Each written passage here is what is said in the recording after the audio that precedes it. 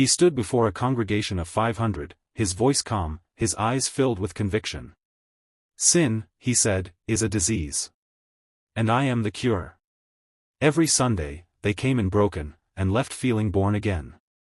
Women cried. Men wept. Children raised their hands to the heavens. But while Pastor Elijah Monroe condemned lust, temptation, and the fires of hell, he was harboring a secret that would eventually send one boy to his grave. Because behind closed doors, in the quiet stillness of his office, the pastor wasn't preaching. He was praying on someone. Micah Bell was 16. A voice like an angel. A smile that lit up the sanctuary. And one night after choir practice, he never came home. No note. No phone call. No struggle. Just gone. 4 weeks, the town searched. The church held vigils. And Pastor Monroe, he led the prayers. But what the police would uncover, what they would find buried beneath the weight of secrets, sermons, and silence, would unravel not just a murder, but a monstrous lie dressed in holy robes. This is the story of a pastor who preached against sin, while hiding a deadly obsession with a boy who called him Father. And when that love turned lethal, no one in that church would ever be the same. They called it the House of Fire and Light. A towering white church with blood-red carpeting, nestled right off Route 6 in rural Alabama. Stained glass windows shimmered like jewels in the sun, casting fragments of color onto the pews each Sunday morning. It was the heart of the town, the pride of the South, a place where folk still dressed in their Sunday best and lined up to shake the pastor's hand after the benediction. And the man they came to see was Pastor Elijah Monroe. 42 years old. Trim. Always smiling. The kind of man who could quote scripture with the warmth of a grandfather and the charm of a politician. He walked with a Bible in one hand and the town in the other. They said he was touched by God. Under his leadership, attendance tripled. Addicts got clean. Marriages were saved. He started food drives, prison ministries, and even built a new youth center behind the church. Local news stations praised his work. City officials gave him keys to the city. But there was one thing Elijah Monroe loved more than the spotlight. And that was control. People didn't question the pastor. You didn't need to. He was the voice of God in a suit and tie. And in a town this devout, that meant something. Micah Bell was just another kid trying to stay out of trouble. 16 years old. Slender build. Raised by a single mother who cleaned houses 6 days a week and prayed harder on the 7th. He was shy, but when he sang, time stopped. A pure, aching tenor that cut straight through you. They called him the Angel of Fire and Light. Pastor Monroe took notice early. Gave him solos. Brought him into the youth leadership program. Drove him home after practice. Bought him clothes when his mother couldn't afford them. At first, people thought it was kind. Generous, even. A mentor helping a boy without a father. But others noticed how often Micah was at the church late. How his grades started slipping. How he started looking tired, and scared. Still, no one asked questions. Because no one ever questioned Elijah Monroe. Micah's mother, Regina, worked 3 jobs. She trusted the church. She trusted him. She had no idea her son had started writing in a hidden journal. A journal he kept tucked under the base of the church organ, behind a loose panel. Because he didn't feel safe keeping it at home. The first entry was dated March 14th. He says it's not wrong, that it's love. But why does it feel like I'm drowning? By April, Micah had stopped coming straight home after rehearsals. By May, he was missing entire nights. And on the evening of June 2nd, after a Wednesday night choir practice, he vanished. The last person to see him alive was Pastor Monroe. When police asked him about it the next morning, he smiled gently and said, "Micah probably ran away. Boys like him, they get restless." The town believed him. Why wouldn't they? He was the pastor. He was holy. He was Elijah Monroe. But beneath the pulpit, behind the robes and the righteous sermons, something wicked was growing. Something no one could quite name yet, but everyone could feel a darkness creeping in like a storm just beyond the stained glass. And once it hit, it would blow the whole church apart. The morning after Micah disappeared, the church bells rang at 7 a.m., like they always did.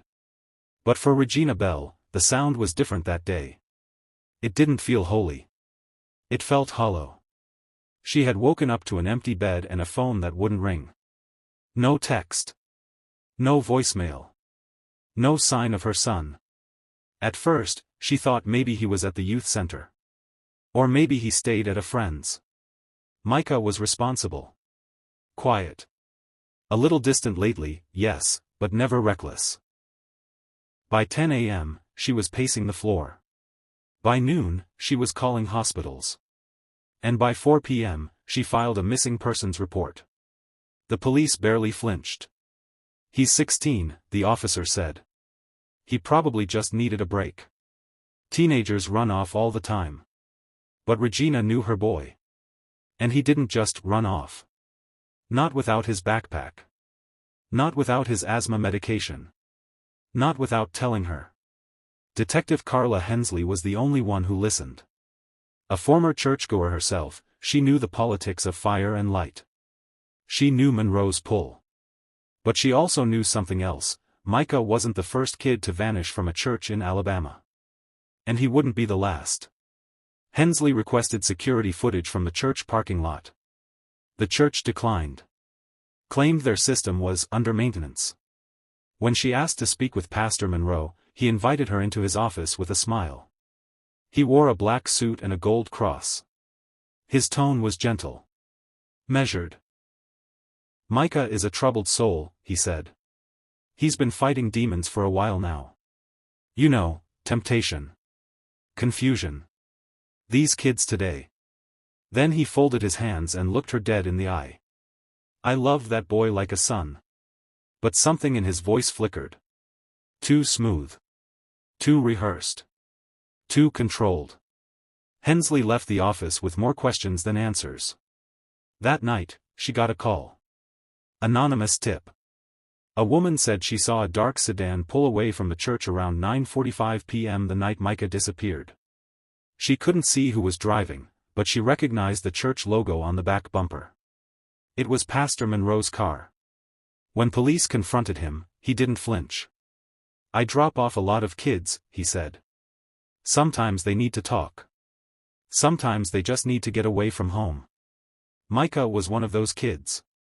Still, no arrest. No warrant. Not enough proof. Meanwhile, the church held a vigil. Candles flickered. Hymns were sung. Monroe stood at the pulpit, eyes closed, hands raised. And said, "Lord, bring our lost lamb home." People wept. Regina collapsed. Micah's friends whispered to each other behind folded hands. Because what they didn't tell police was that Micah had started acting strange weeks ago. He stopped laughing. He stopped singing. He'd stare at the floor during rehearsals, and flinch whenever Monroe touched his shoulder. One of the choir girls, Jasmine, said Micah once told her. "He says I'm chosen. But I don't think God would do this." Still, no one came forward. Because nobody wanted to accuse the man who baptized their babies. The man who buried their grandparents. The man who held the church, and the town, in the palm of his hand. Until something broke. 3 weeks after Micah's disappearance, a janitor cleaning the sanctuary late one night noticed a warped panel beneath the organ. Behind it, a tattered, leather-bound journal. Every page was filled with Micah's handwriting. Page after page of fear, confusion, obsession. And one name repeated over and over again. Elijah. Detective Hensley got the call just after midnight. She opened the journal and read the first line. "I'm writing this in case I disappear." Inside were dates. Times.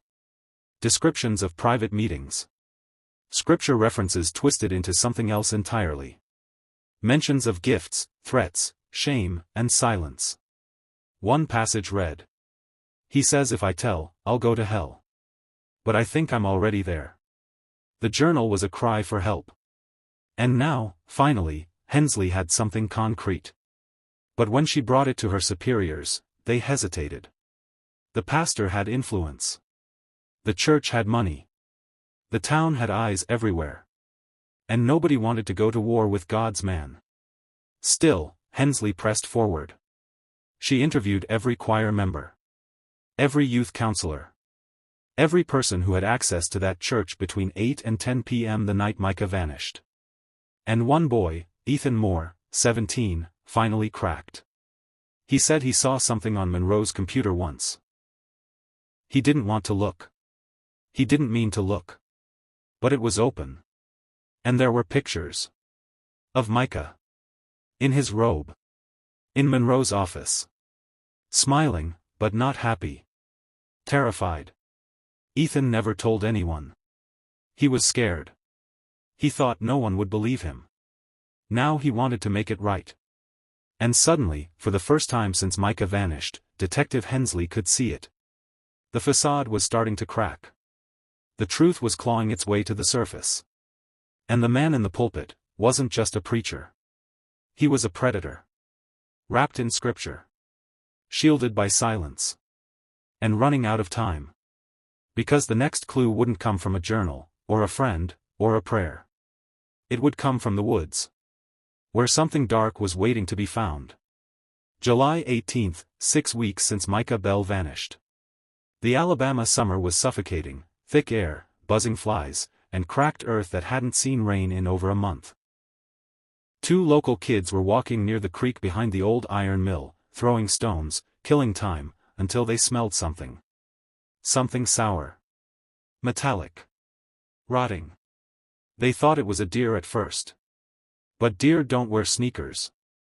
When the police arrived, the smell hit them from the roadside. Half buried beneath layers of brush and clay was a shallow grave, and what was left of Micah Bell. His body was curled inward. Hands bound. Skull fractured. And beside him, tucked into a plastic freezer bag, was a cross necklace. The same one Pastor Monroe had gifted every choir member. But Micah's had been engraved. To my angel, E.M. The autopsy confirmed blunt force trauma to the head and ribs. There were signs of struggle. Defensive wounds. Signs of prior abuse. Micah hadn't just been killed. He had been silenced. Detective Hensley stood by the medical examiner's table as the photos flashed by. She didn't speak. Didn't move. Just stared. All the late-night interviews. The stonewalling. The prayers. The cover-ups. The whispered secrets. And now, this. She had a body. She had a journal. She had a motive. And she had a monster. Warrants were filed by sundown. The raid began at 3:12 a.m., quiet, swift, unannounced. Police swept the Monroe home, his office, his church-issued laptop. His wife, Deborah, stood in the doorway in tears. She asked only one question. Is it about Micah? Inside Pastor Monroe's study, detectives found dozens of photos. Printed. Archived. Labeled by name and year. All choir boys. Some dating back a decade. None older than 17. The photos weren't obscene. Not exactly. Most were casual, backstage at concerts, lounging in pews, smiling with Monroe's arm draped casually across their shoulders. But it was the way they were catalogued. The way they were hidden. The way they mirrored Micah's descriptions in his journal. A second folder on his computer was encrypted. But the FBI cracked it within hours. Inside. Audio recordings. Private conversations in the pastor's office. One labeled, Micah, April 9th. Hensley listened to it 4 times. Micah's voice was quiet. Hesitant. You could hear the tremble. He said he didn't want to do this anymore. You hear Monroe pause, then sigh. God has plans for you, he says. And this is part of it. Micah begins to cry. That was all they needed. By 7 a.m., Pastor Elijah Monroe was in handcuffs. The town exploded. Some cried tears of relief. Others shouted blasphemy. Protesters gathered outside the jail, clutching Bibles and chanting scripture. "Touch not mine anointed. Judge not, lest ye be judged." But inside the interrogation room, there was no preaching. No prayers. No deflection. Just silence. When Hensley slid the journal across the table, Monroe didn't look down. When she played the April 9th recording, he closed his eyes. When she placed the engraved necklace on the table, he finally spoke. That wasn't supposed to happen. He didn't deny the relationship. He didn't deny the secrecy. He didn't even deny the pain. He simply said, Micah wasn't strong enough. And then, he asked for a lawyer. Later that night, his wife Deborah sat for a voluntary interview. Eyes red. Voice thin. She admitted she'd found letters over the years, hidden in Monroe's briefcase. Most were unsigned. Some had drawings. All were addressed to D. When she confronted him, he claimed they were just fan letters from misguided youth. She wanted to believe him. Because believing the truth meant everything she loved, her family, her church, her faith, was a lie. When asked why she stayed, she whispered, "Because no one would believe me. And because I was afraid I'd lose God." But God had left the building. And the man who once held a Bible in one hand and the town in the other was now facing life in prison. Still, even with an arrest, even with a taped confession and a body in the ground, something didn't sit right. Because before Micah disappeared, he wrote one final line in his journal. "I'm not the only one."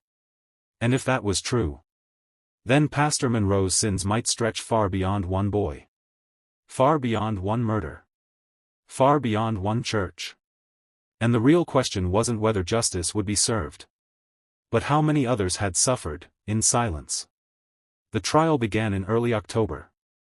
By then, autumn had crept into the town like a slow funeral march, leaves turning blood red, air turning cold. But inside the Jefferson County Courthouse, the temperature was boiling. News vans lined the block. Reporters from Atlanta, Houston, even New York descended on the small Alabama town that had once proudly boasted, "Nothing bad ever happens here." Now, it was front-page news. The pastor, the choir boy, and the secret that shattered a church. The courtroom was packed on opening day. Every seat filled. The first 3 rows reserved for family. Regina Bell sat quietly near the front, Micah's photo clutched in her lap, lips pressed tight. Pastor Elijah Monroe entered in a gray suit, cuffs barely visible beneath his jacket. No smile. No Bible. Just eyes locked on the floor. The prosecution came out swinging. They showed the jury the journal first. Page by page, entry by entry, Micah's handwritten agony laid bare for the world to read. They played the April 9th recording. And when Micah's voice trembled through the speakers, even the judge had to pause. The room went silent except for quiet sobs. Then came the photos. The files. The forensic analysis. The necklace. The anonymous tips. Ethan Moore, the choir boy turned witness, took the stand. He stared at Monroe across the courtroom and said, "I thought he was helping us. But he was only helping himself." The defense tried to spin it. Claimed the relationship was spiritual mentorship, that Micah was emotionally unstable, that the journal was fiction. Crafted by a troubled boy obsessed with his pastor. They painted Micah as confused, dramatic, even vindictive. But then Deborah Monroe, the pastor's own wife, was called to testify. She stood before the court, trembling, hands clenched. And when asked if she believed her husband was guilty, she said yes. "I believed him when he said it was just letters," she admitted. "But I was lying to myself. And Micah paid the price." Her voice cracked. "I should have said something. I should have protected that boy." By week 3, the prosecution delivered its final blow. A timeline built from Monroe's own sermons, recorded weekly and posted online. In several messages, he referenced meetings with young warriors of God at times that coincided with journal entries. A calendar of sin, hidden in plain sight. Then came closing arguments. The prosecutor's voice rang out clear. This was not a misunderstanding. This was not an accident. This was a man who used scripture as camouflage and turned the house of God into a hunting ground. The defense offered one final plea. Even pastors are human. And humans make mistakes. But it was too late. The jury deliberated for 6 hours. When they returned, no one breathed. Guilty. On all counts. Sexual abuse of a minor. Possession of illicit materials. Second-degree murder. Pastor Elijah Monroe was sentenced to 35 years to life without the possibility of parole. He showed no emotion. Regina Bell did. She wept, not because justice had been served, but because no sentence could bring her son home. No verdict could erase the nights she spent staring at the door, hoping Micah would walk through it. And yet, there was a moment of peace. Because finally, someone believed her. After the sentencing, Fire and Light Baptist Church issued a formal apology. Half the congregation left. The youth ministry shut down. And the once glorious sanctuary where Micah's voice had soared now sat eerily quiet. The echoes of guilt still hung in the rafters. Detective Carla Hensley was later honored for her persistence. But she declined the ceremony. She said there was nothing to celebrate. Because the scars Micah left behind would never fade. And while Monroe was behind bars, one question still lingered. How many more journals were never found? How many more boys had prayed for help, and never got an answer? Because the monster had worn a robe. And the devil had stood at the pulpit. And no one, not even God's chosen, had seen it coming. 3 years have passed. The white steeple still rises above Route 6, but the church beneath it has changed. The crimson carpet has faded. The pews sit mostly empty. The choir no longer sings. Fire and Light Baptist Church, once the pride of the county, is now a scar on the landscape. A monument to silence. A warning about worshiping men over morals. After Monroe's conviction, the community fractured. Some stayed, clinging to hope, rebuilding what they could. Others left and never returned. They couldn't pray in a place where a boy had been broken and buried. Regina Bell moved to Georgia. She doesn't attend church anymore. But every year on June 2nd, the day Micah disappeared, she lights a candle in her living room. She doesn't speak. She doesn't cry. She just plays a recording of his final choir solo, the one where his voice trembled at the end. The song was, "His Eye is on the Sparrow." And when the final note fades, she whispers the same words. I see you. I still see you.